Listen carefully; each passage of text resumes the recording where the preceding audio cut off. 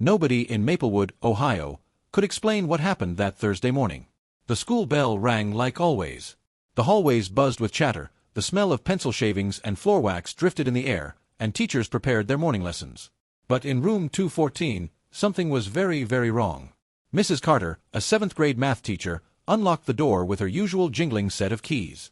She expected the blur of sneakers squeaking on linoleum, backpacks slamming against desks, and the endless chatter of 25 kids who always acted like morning energy was a contest. But instead, she walked into silence. Every chair was empty. Not a single student sat waiting. Books were left open, pencils scattered across the desks as though someone had been mid-equation and then vanished. One paper airplane rested on the radiator, wings slightly crumpled.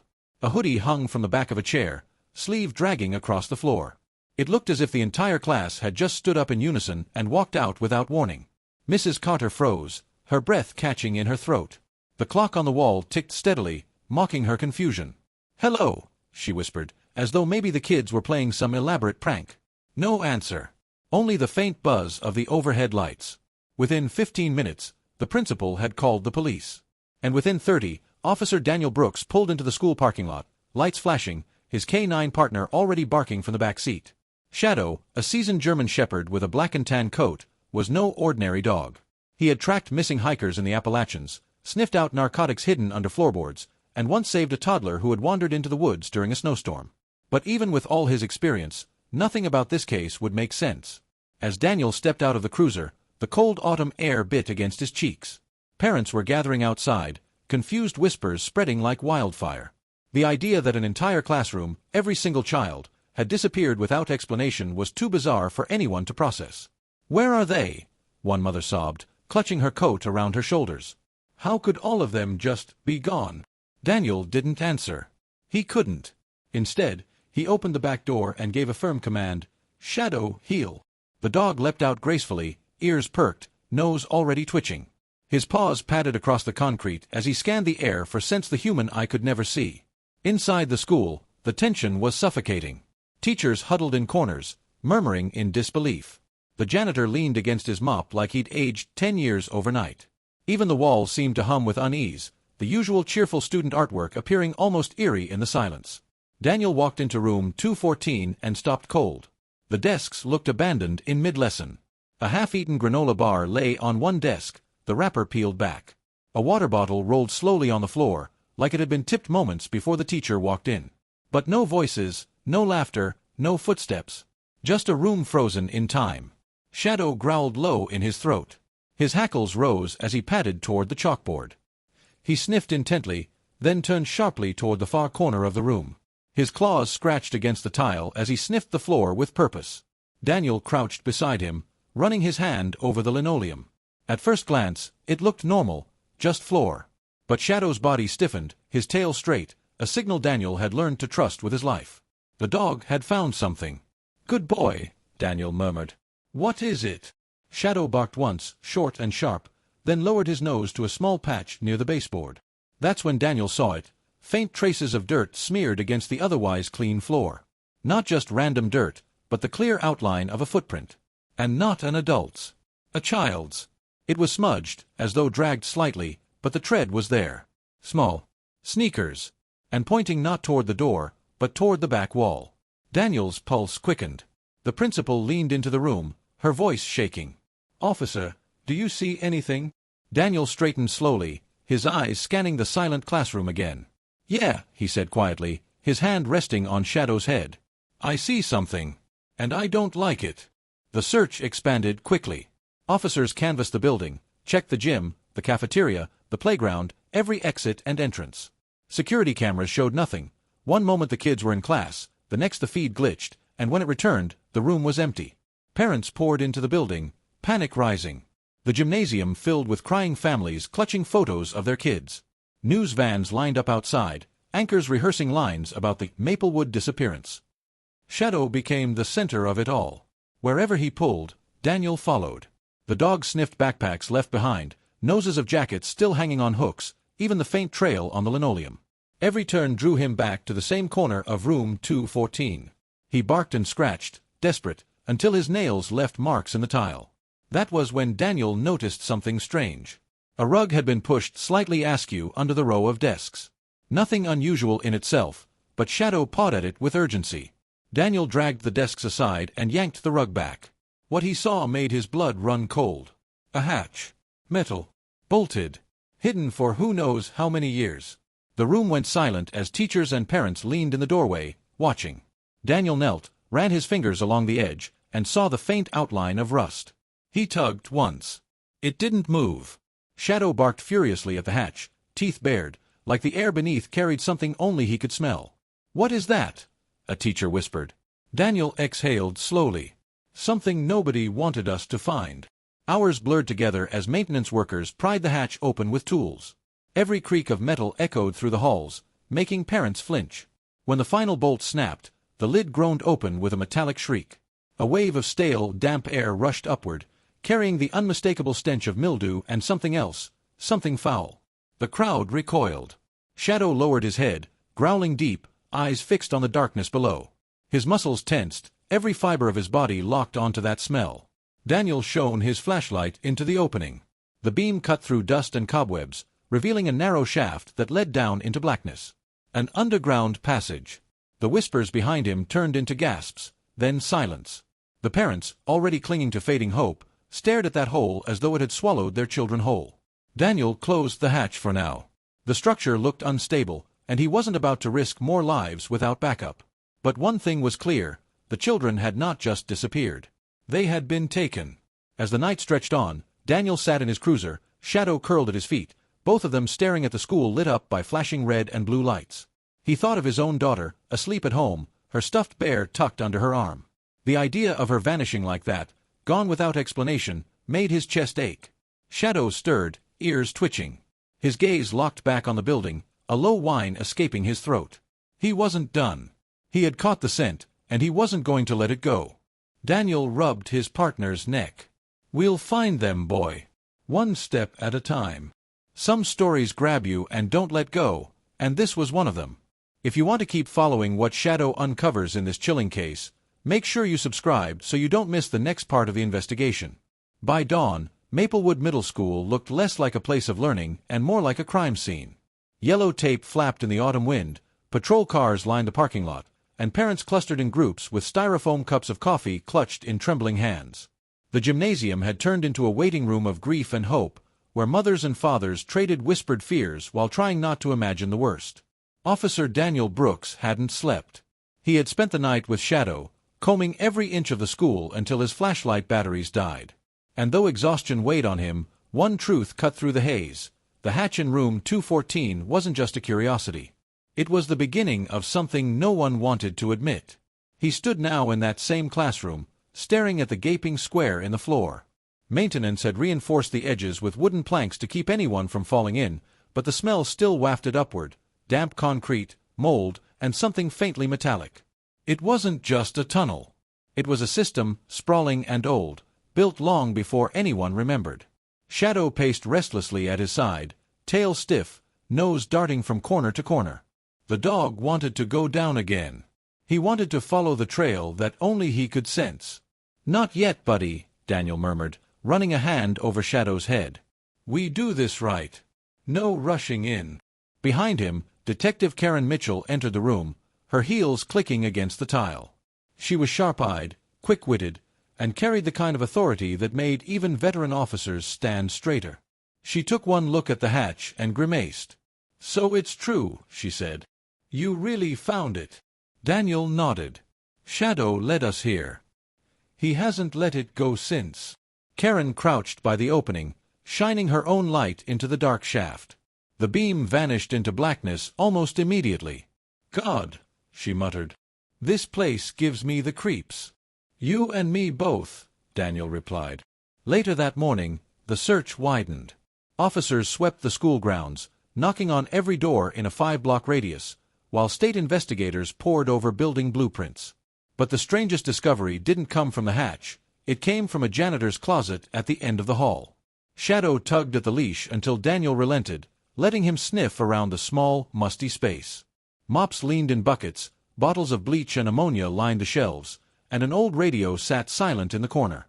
At first, nothing seemed unusual. Then Shadow's nose pressed against the dusty linoleum, and his body froze. Daniel crouched.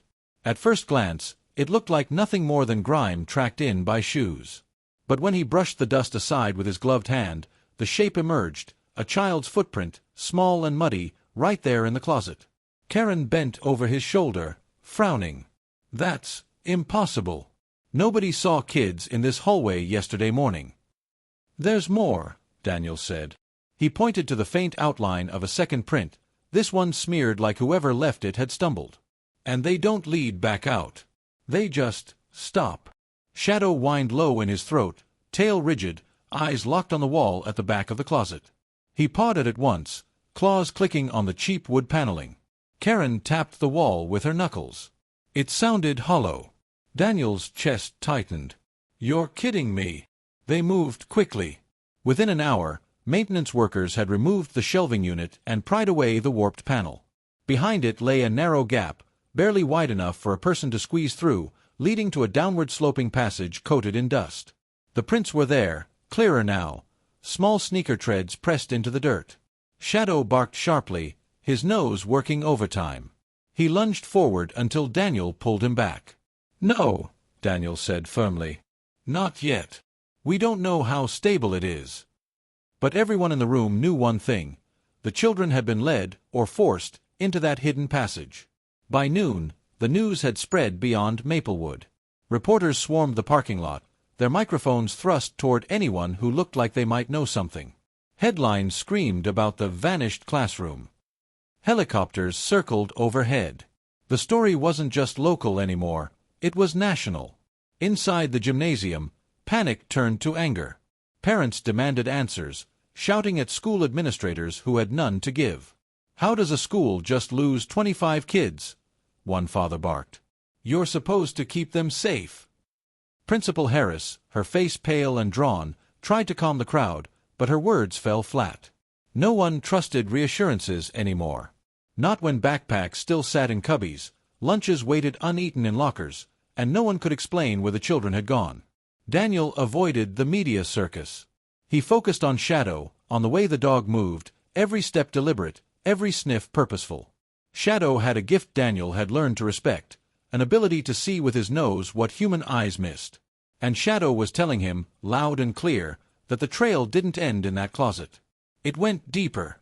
That evening, Daniel returned home briefly to shower and change. His daughter, Emily, sat at the kitchen table doing her homework, a purple pencil clutched in her hand. She looked up at him with wide eyes. "Dad," she whispered, "is it true? Did the kids really disappear?" Daniel hesitated. He didn't want to scare her, but lying felt worse. "Yeah, honey," he said gently. "They're missing. But we're doing everything we can to bring them home." She chewed her lip, then reached down and hugged Shadow, who had padded into the kitchen beside her. "You'll find them, right, boy?" she asked softly. Shadow licked her cheek, tail wagging once. Daniel swallowed hard. He hoped his daughter couldn't see the doubt in his eyes. That night, back at the school, a team of officers prepared to enter the hidden passage. They wore helmets, carried radios, and strung lines of rope as if venturing into a mine. Shadow was outfitted with a lightweight harness and glow stick clipped to his vest. He was the point man, or point dog, for this mission. The descent was slow, claustrophobic. The air grew damp, smelling of earth and rot. Cobwebs clung to their faces, dust choked their throats. Their flashlights cut narrow beams through the dark, illuminating walls that seemed to close in tighter with every step. Halfway down, Shadow stopped. His ears pricked, his body rigid. He growled, low and steady. Daniel froze, raising his hand to signal silence. Everyone listened. At first, nothing. Just the drip of water somewhere in the distance. Then, a faint sound. Almost too soft to catch. Like a child's whimper. Karen's face paled. "Did you hear that?" Shadow barked once, sharp and insistent. He pulled against the leash, ready to surge forward. Daniel's pulse hammered in his ears. The kids. They were close. But just as quickly, the sound vanished. Only silence remained, heavy and suffocating. The team pressed on until they reached a small chamber. The floor was littered with old debris, rusted pipes, broken bricks, scraps of newspaper yellowed with age. But among the junk were fresher items: a plastic water bottle with condensation still inside, a child's notebook with doodles on the cover, a pink hair tie tangled in the dirt. Daniel knelt, lifting the notebook. The first few pages were filled with math problems. But the last page held something different, a crude drawing of the school itself, with an arrow pointing downward. "Somebody planned this," Daniel said grimly. Karen shook her head. "But who? And why?" Shadow barked again, his nose pressed to the far wall. His paws scraped against the brick as though he knew something waited on the other side. Daniel shone his light. The wall looked solid, but Shadow wouldn't stop. He growled, barked, pawed harder, his entire body screaming that the trail wasn't over. "Looks like we've hit another dead end," Karen muttered. Daniel stared at his partner, then shook his head. "Not a dead end. A door we haven't opened yet." Above ground, the media frenzy continued, and tension boiled in the gym. But down in the tunnels, one thing was becoming clear: the children hadn't simply disappeared. They had been led into a labyrinth beneath the school, one that had existed long before any of the current staff set foot in Maplewood. And if Shadow was right, and he usually was, they were still moving, deeper into the dark. The tunnel stretched on like veins under the old school, twisting and curving until Daniel Brooks wondered if they'd ever find an end. His flashlight beam cut through the dark in a thin cone, catching motes of dust that floated like ash. Every step echoed, too loud, bouncing off damp brick walls that dripped with condensation. Shadow padded ahead, his paws almost silent on the dirt floor, nose working tirelessly. The glow stick clipped to his harness bobbed like a small green lantern, their only marker in the suffocating black. Every so often, he'd stop, sniff deeply, then press forward with renewed determination. Daniel trusted the dog more than his own instincts down here. Shadow had pulled him through life-and-death situations before, and tonight, the shepherd's urgency was stronger than ever. Behind them, Detective Karen Mitchell muttered, "These tunnels weren't on any blueprint I've seen. It's like the whole school's sitting on top of a secret city." Daniel nodded grimly. "Somebody knew they were here. And they used them." The passage sloped downward, the air growing colder, heavier. The stench changed, too, less mildew now, more metallic. Like rust. Or blood. Daniel's grip tightened on the leash. "Easy, boy," he whispered. Shadow growled low, hackles rising. They turned a corner and entered a wider chamber. The floor was scattered with debris, broken chairs, a rusted filing cabinet tipped on its side, a child's sneaker lying on its own in the dirt. Daniel bent to pick it up, brushing off the grime. It was small. Purple. Glitter on the heel. He'd seen shoes like it in his daughter Emily's closet. He swallowed hard and slipped the sneaker into an evidence bag. "They were here," he said quietly. Karen's jaw tightened. She crouched, studying the dirt. "Look. More footprints." The ground was dotted with small impressions, sneaker treads going in every direction. Dozens of them. Some clear, some smeared, but all fresh. Daniel knelt, running a hand over one of the deeper prints. It couldn't be more than a day old. His pulse pounded. The kids hadn't just passed through. They'd been held here. Then Shadow froze. His ears pricked, his nose angled toward the far corner of the chamber. The shepherd let out a sharp bark, then another, claws digging furrows in the dirt as he strained at the leash. Daniel turned his flashlight. The beam landed on something strange, a section of wall that didn't match the others. Most of the tunnels were rough brick, old and worn. But here, the surface was smoother, newer, almost like plaster hastily applied. Shadow barked again, pawing the ground furiously.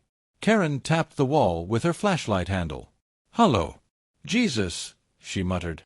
"Somebody sealed this up." Daniel's stomach twisted.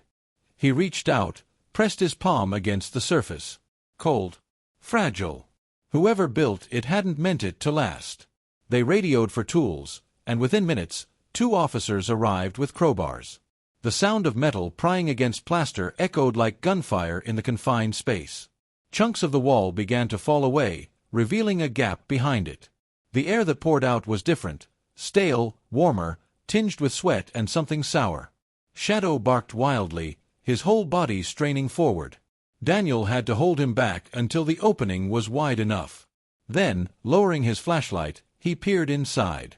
At first, all he saw was darkness. Then movement. Small. Quick. Gone in a flash. He froze. "Did you see that?" Karen nodded, her voice hushed. "I saw it."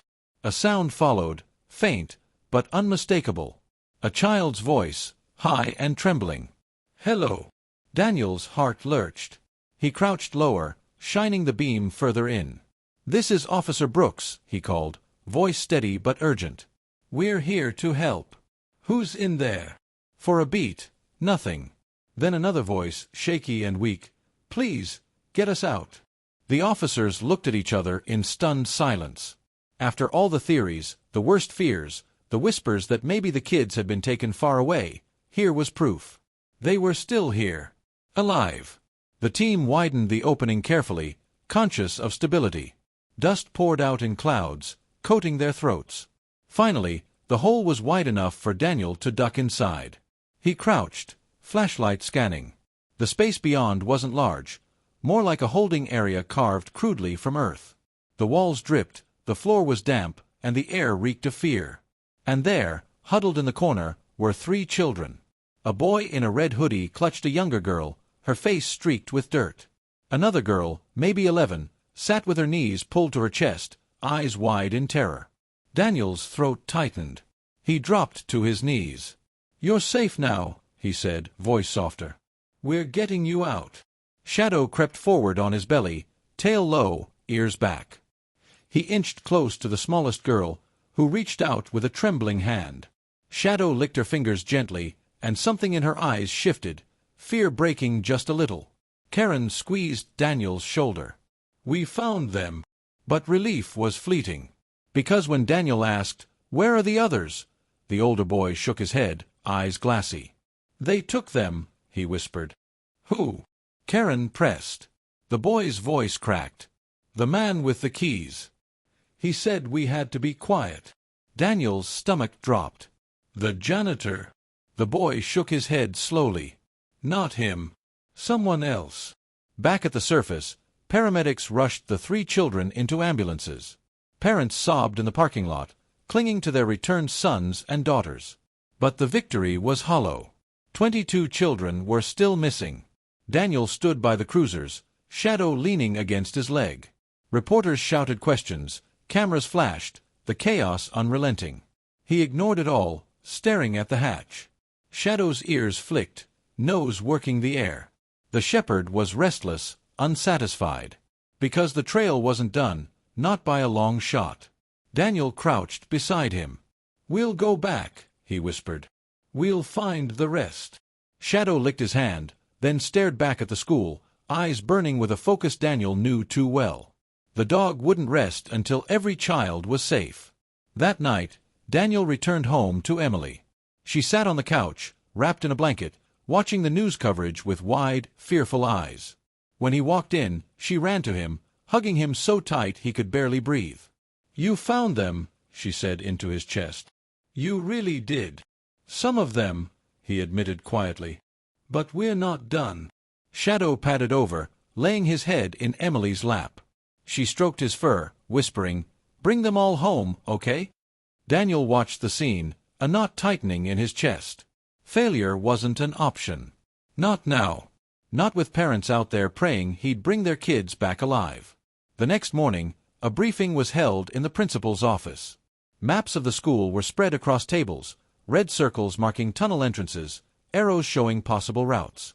But the truth was, the system was bigger than anyone thought. "Whoever built this had knowledge," Karen said, stabbing a finger at one of the diagrams. "These passages go under half the town. The school's just one access point." Daniel leaned against the wall, arms crossed. "So someone could move kids through these tunnels without being seen." Karen nodded grimly. "Exactly." Shadow sat by the door, ears flicking. He whined once, a sharp sound. Daniel followed his gaze. The dog wasn't looking at the maps.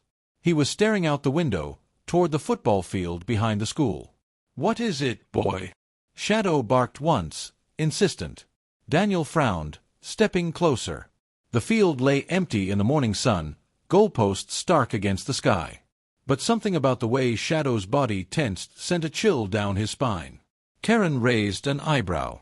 "You think he's onto something?" Daniel nodded slowly. "I know he is. Because if Shadow's instincts were right, and they usually were, the tunnels didn't just run under the school. They ran under the town itself. And somewhere in that labyrinth, 22 children were still waiting in the dark." The news of the 3 rescued children spread through Maplewood like wildfire. For a brief moment, the town breathed again. Parents hugged their kids tighter, neighbors brought casseroles to the families, and the mayor held a press conference in front of the school promising that every child will be brought home. But for Officer Daniel Brooks, the relief was shallow. He knew what the boy in the red hoodie had said, "the man with the keys." That phrase haunted him. 22 children were still missing, and if someone had access to keys, real keys, then the nightmare wasn't over. It was just getting darker. Shadow sensed it, too. The shepherd prowled restlessly around Daniel's house that night, whining at the door, staring at Shadows as if he knew something was waiting outside. Emily noticed. "Dad," she whispered as she stroked Shadow's fur, "he's not calm. He usually curls up when he's home. What if he smells something?" Daniel crouched beside them, kissing the top of his daughter's head. "He's just on edge. We all are." But in truth, he trusted Shadow's instincts more than anything. The dog wasn't just restless, he was uneasy, alert. The following morning, Daniel met Detective Karen Mitchell back at the school. The place no longer felt like a place for learning, it felt like a wound. Police tape crisscrossed the entrance, squad cars lined the block, and reporters hovered behind barricades, shouting questions. Karen leaned against the hood of her car, clutching a coffee in a paper cup. Her eyes were ringed with exhaustion. "The kids we pulled out are safe at the hospital," she said. "Physically, at least. But they're terrified. Won't stop crying. They keep asking for their classmates." Daniel nodded grimly.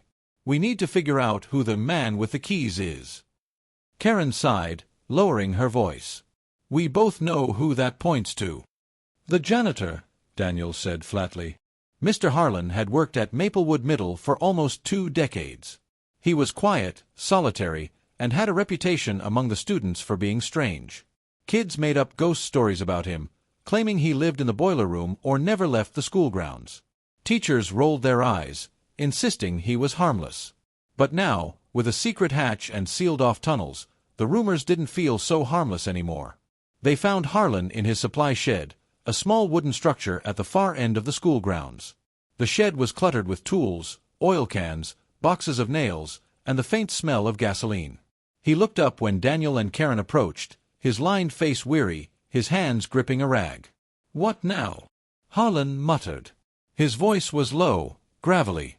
"Haven't you people asked me enough questions?" Daniel studied him carefully. "We're still trying to figure out how 25 kids disappeared in your building, Mr. Harlan. And now we know somebody used keys." "I don't know anything about that," Harlan snapped. "I lock up like I always do.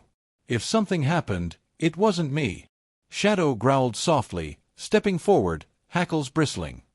His nose pressed toward a corner of the shed. Daniel followed his gaze and spotted a box half hidden under a tarp. "What's in there?" Daniel asked. "Junk," Harlan muttered. But his tone was wrong. Defensive. Karen yanked the tarp off, revealing a battered cardboard box. Inside were personal items, student ID cards, a couple of backpacks, even a Hello Kitty lunchbox.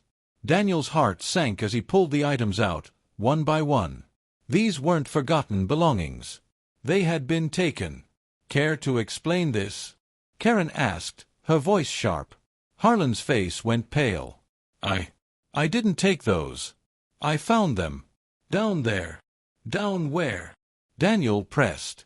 "In the tunnels," Harlan whispered, his eyes darting toward the school. "I've known about them for years. Maintenance crews covered most of the entrances back in the 70s, but some stayed.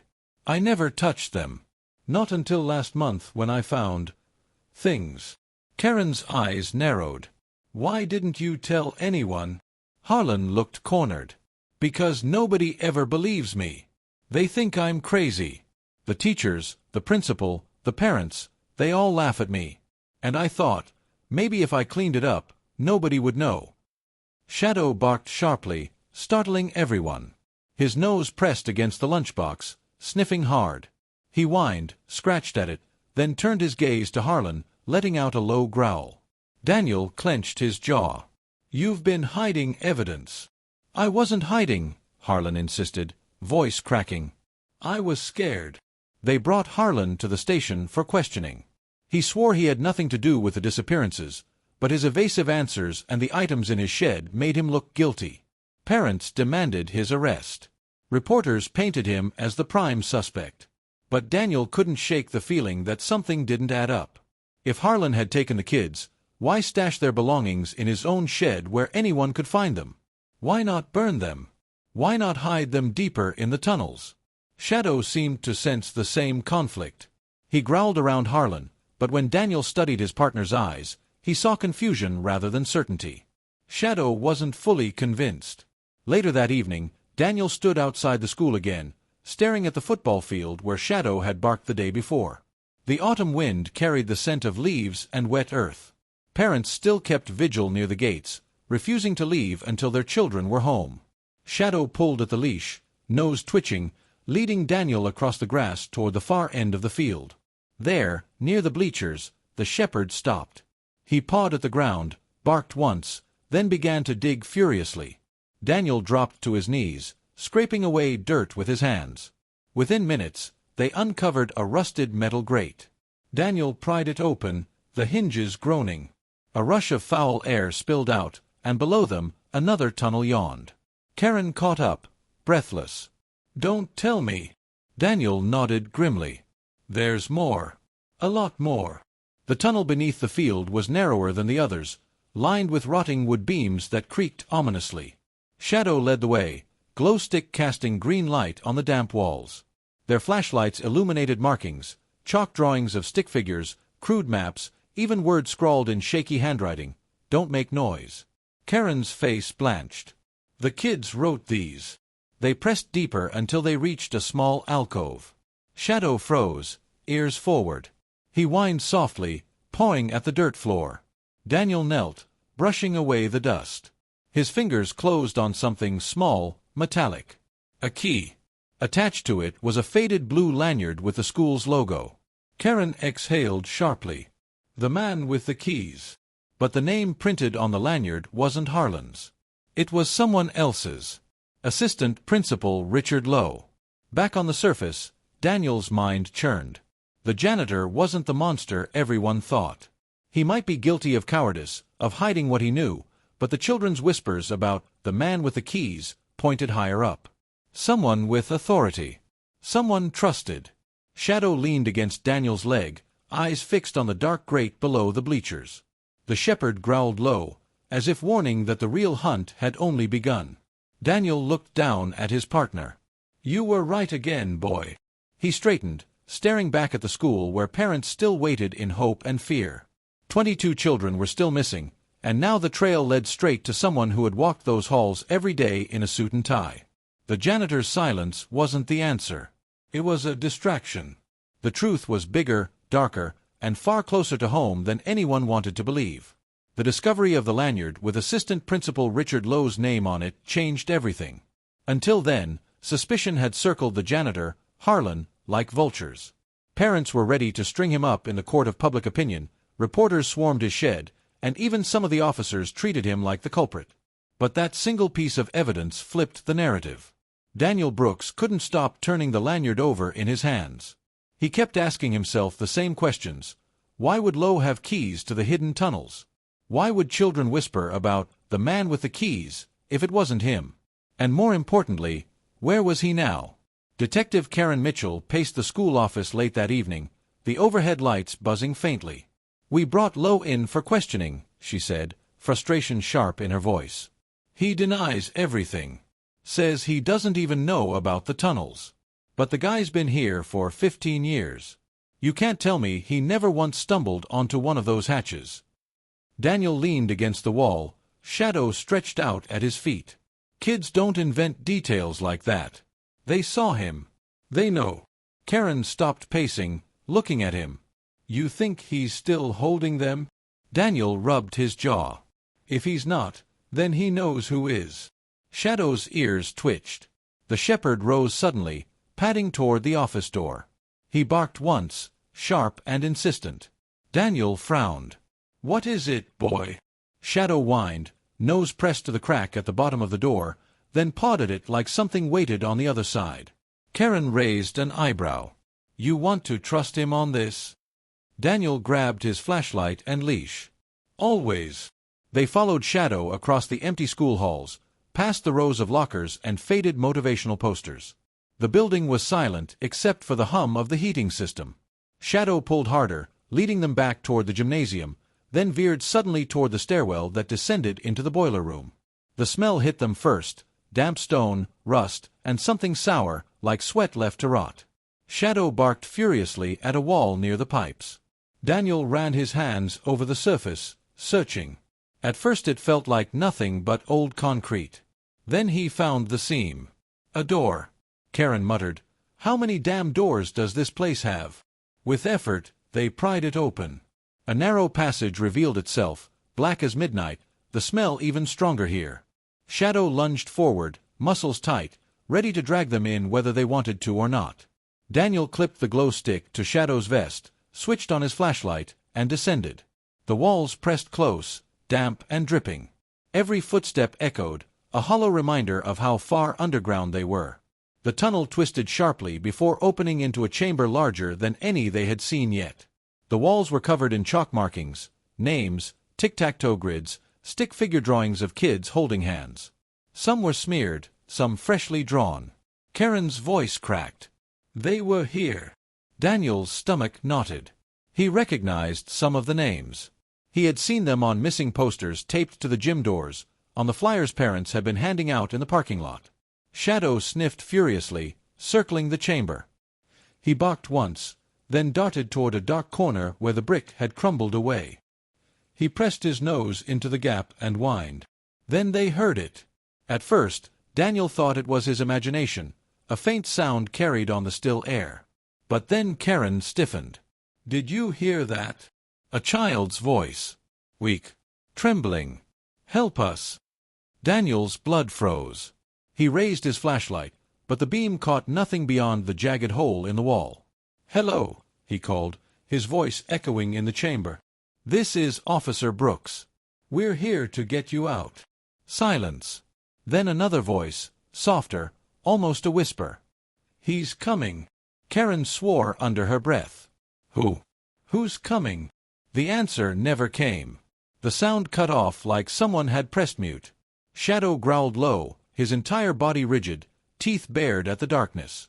His tail stood straight, his ears locked forward. Whatever had been there was gone, or hiding.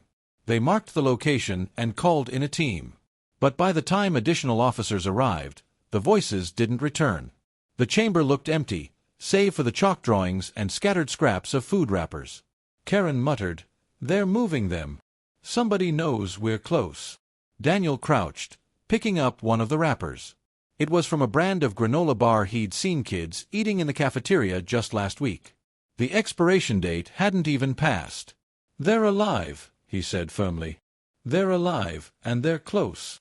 Shadow barked once in agreement. Back on the surface, frustration grew.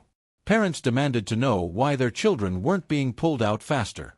Reporters hounded officers, asking if the school itself was in on the cover-up. Some even suggested wild theories about cults or government experiments.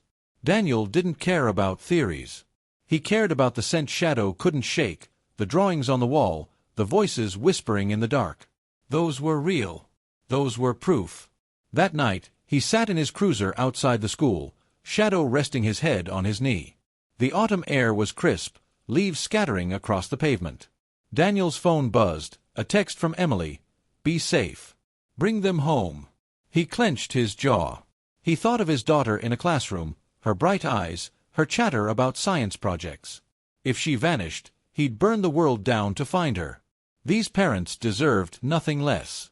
The next day, Daniel and Karen met with Principal Harris. The woman looked worn, her voice frayed. Assistant Principal Lowe hasn't shown up for work. He hasn't answered calls. His car's not at his house. He's just gone. Karen slammed her palm on the desk. That's not a coincidence. He's running. Or hiding, Daniel muttered. Shadow, lying by the door, growled softly as if in agreement.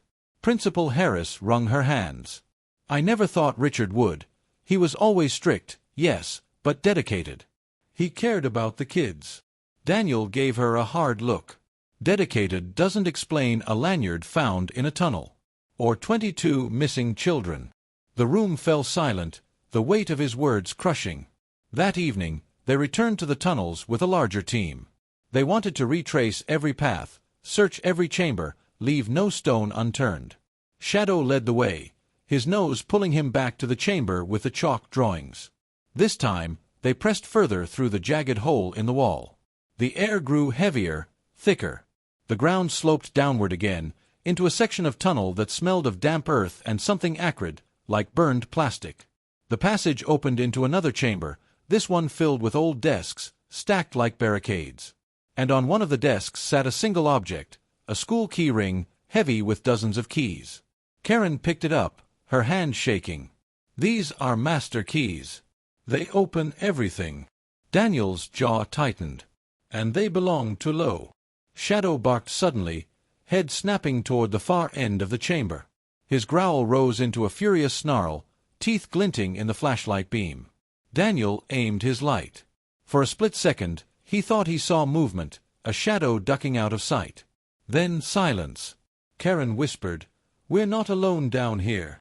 Daniel tightened his grip on Shadow's leash, his heart pounding. "No," he said softly. "We're not." They emerged from the tunnels near dawn, exhausted but more certain than ever. The children were still underground, alive but being moved like pieces on a chessboard. Someone, most likely Lowe, was orchestrating it all, staying just one step ahead. Shadow climbed into the cruiser beside Daniel, panting heavily but eyes sharp, as though the shepherd were already planning the next move. Daniel stared at the rising sun, anger burning in his chest. "Hang on, kids," he murmured. "We're coming." And this time, he knew exactly who they were hunting. The deeper they went into the tunnels, the more the walls felt like they were closing in. The narrow passages, the dripping pipes, the smell of rot, it all pressed down on Officer Daniel Brooks like a weight. But Shadow, his K-9 partner, moved forward with the same unwavering determination he had shown since the first day of the case. Every step the shepherd took was sharp, deliberate. He wasn't searching blindly. He knew where to go. Detective Karen Mitchell followed close behind, her flashlight beam bouncing across the damp brick walls. "You realize this whole place could collapse on us, right?" she muttered. Daniel kept his voice low. "If the kids survived down here, then we can too." Shadow barked once, his tail stiff, nose pressed hard against the ground. He turned sharply down a side corridor Daniel hadn't noticed before. The passage was narrower, the air warmer, carrying a stale scent of bodies and sweat. "Here we go," Daniel whispered.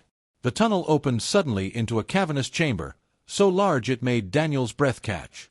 The ceiling arched high, wooden beams sagging with age, but still holding. The air was heavy, humid, almost suffocating. And everywhere were signs of life. Rows of plastic water jugs lined one wall. Stacks of canned food and protein bars sat neatly in crates. Blankets were folded in piles, next to boxes of flashlights and batteries. Even children's toys were scattered across the floor, Legos, dolls, action figures. It wasn't chaos. It was organized. Planned. Karen's flashlight trembled slightly as she swept it across the room. Jesus Christ. This isn't some spur-of-the-moment abduction. This was built. Daniel's jaw clenched.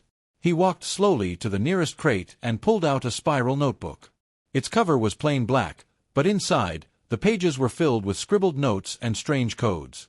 Rows of numbers, letters, symbols that didn't make sense. But woven between them were names. Kids' names. He recognized 2 immediately from the missing posters taped to the school's front doors. "Somebody's been keeping records," Daniel said tightly. "This isn't random. This is a system." Shadow growled, pulling at the leash, dragging Daniel toward the far end of the chamber. There, tucked behind stacked desks, they found something that made Karen's breath hitch, a cluster of small shoes, lined up neatly. Sneakers, sandals, one pair of light-up Velcro shoes with cartoon characters on the sides. All dirted, but organized as though someone had carefully taken them off. Daniel picked one up, his hand trembling slightly. He pictured Emily, his own daughter, leaving her sneakers by the back door after soccer practice. The thought of children being forced to strip their shoes in this place made his stomach turn. Karen's voice was low. "This isn't just about hiding them. It's control." Shadow's growl deepened. His ears shot forward, his body stiff. Then, bark, bark, bark. His hackles rose, his eyes locked on a wooden door half hidden behind old filing cabinets. Daniel strode forward, shoving the cabinets aside. The door was secured with a heavy chain. Karen swore. "Tell me you brought bolt cutters." Daniel didn't answer. He just knelt beside Shadow, who barked furiously, claws scratching at the door as if he knew what was on the other side.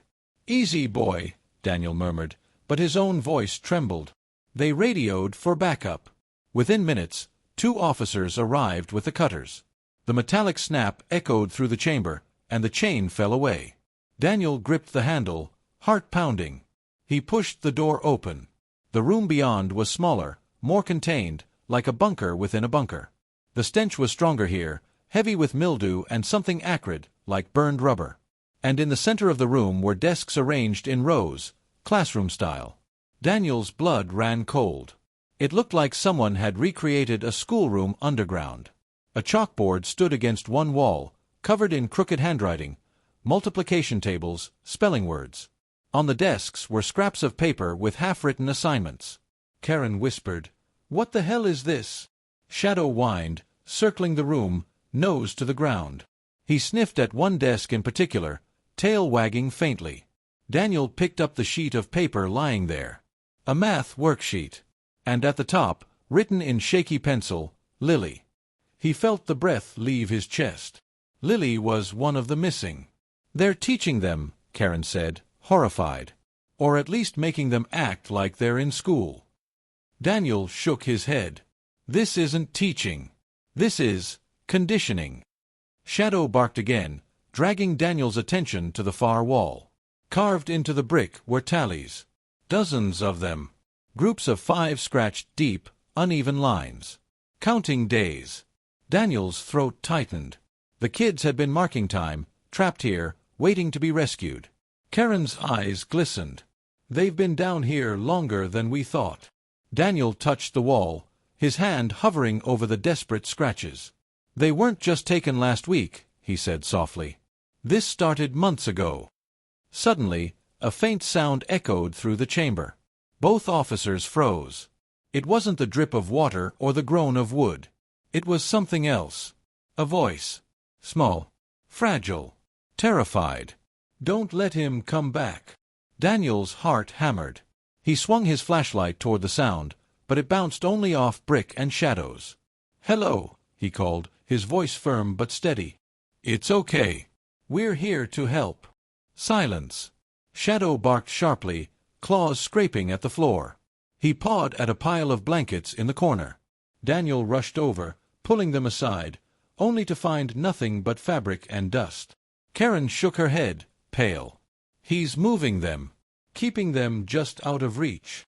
Daniel clenched his jaw, fury boiling inside. Whoever orchestrated this wasn't just hiding the kids.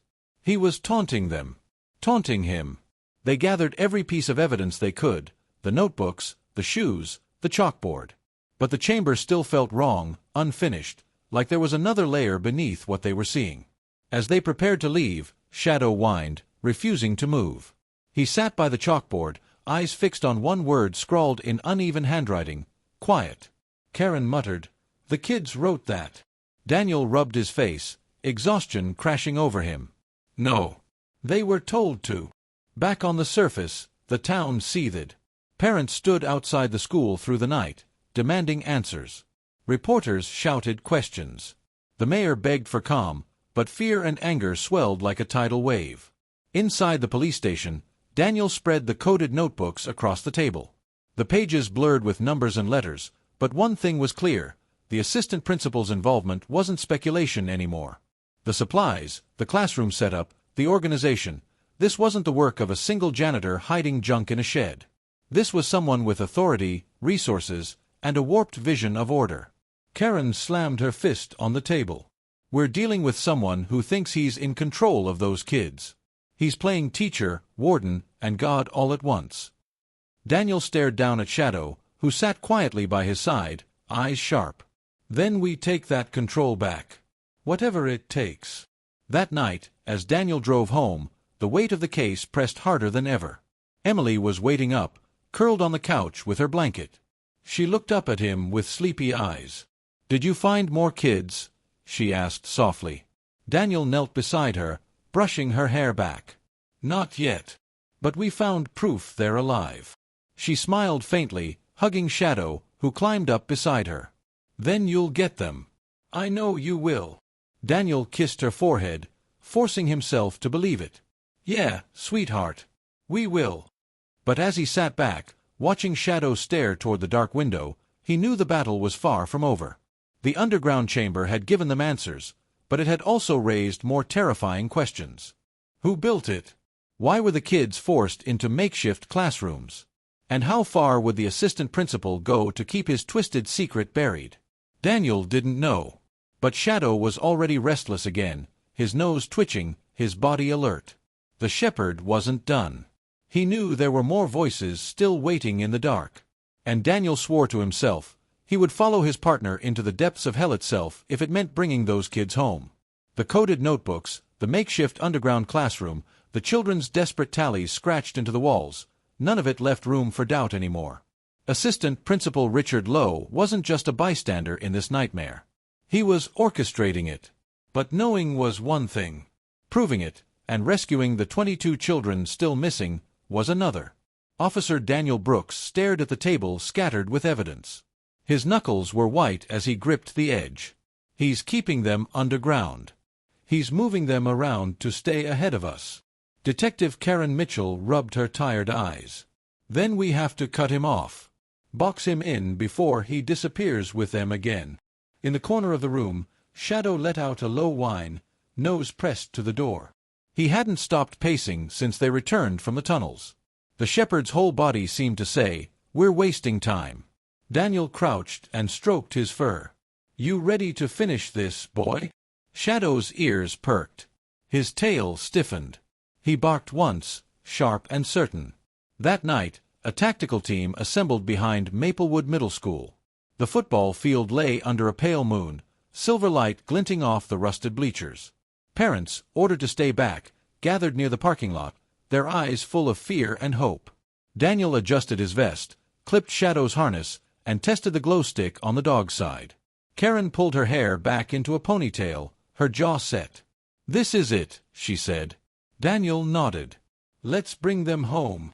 They descended through the great Shadow had uncovered days earlier. The air grew colder, heavier, as if the earth itself was holding its breath. Every sound echoed, the clink of boots, the hiss of radios. Shadow moved with absolute certainty, his nose guiding him down twisting passages until they reached a section they hadn't explored before. The walls were smooth, reinforced with concrete instead of brick. Newer. Built deliberately. Karen frowned. "This isn't leftover from the old school. This was added later."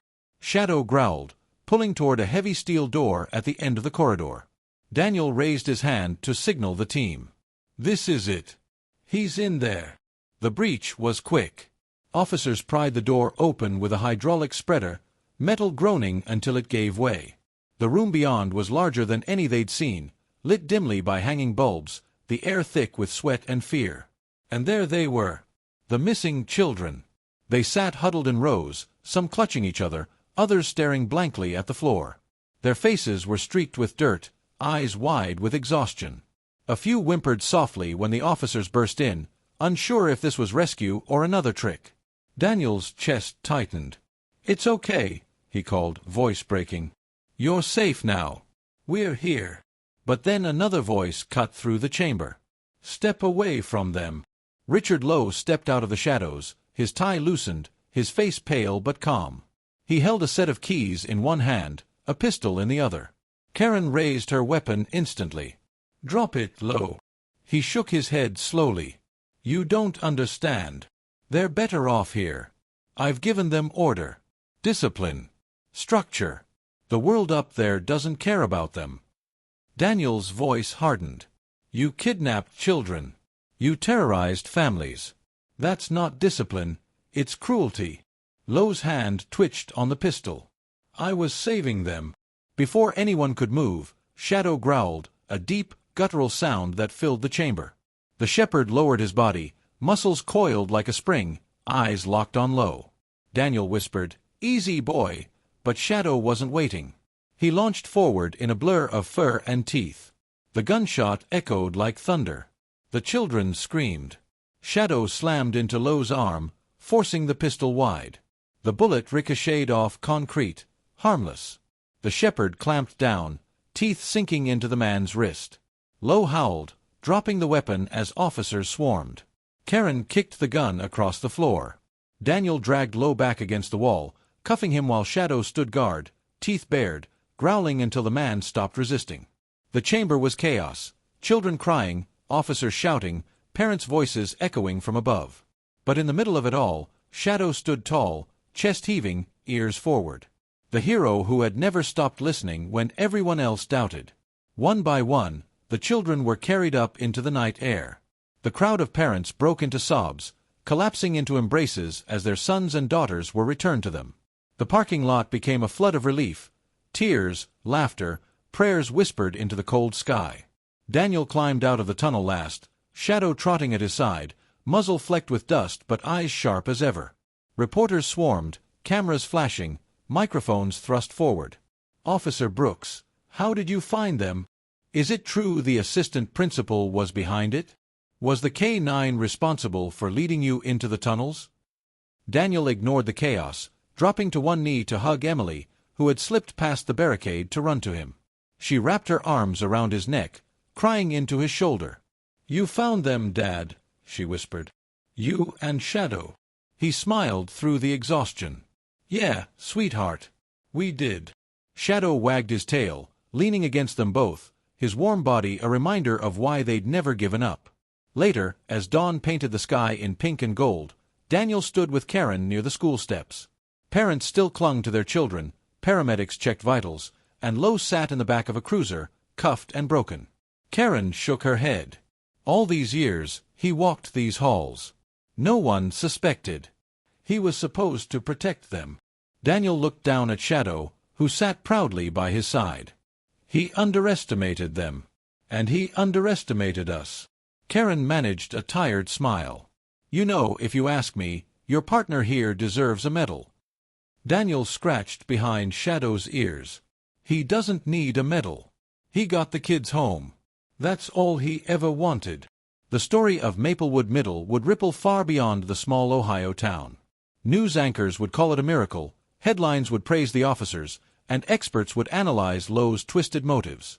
But for Daniel Brooks, it came down to something simpler, a dog who refused to ignore the truth, and a town that could finally sleep again. Shadow, the K-9 who listened when no one else could, became the symbol of hope. And for the parents whose children had been trapped in the dark, he was more than a symbol. He was family. Thank you for following this story through to the end. Shadow's determination and loyalty remind us of the quiet heroes who protect us every day. Now I'd like to ask you, if you were in Daniel's place, would you have trusted the dog's instincts all the way down into those tunnels?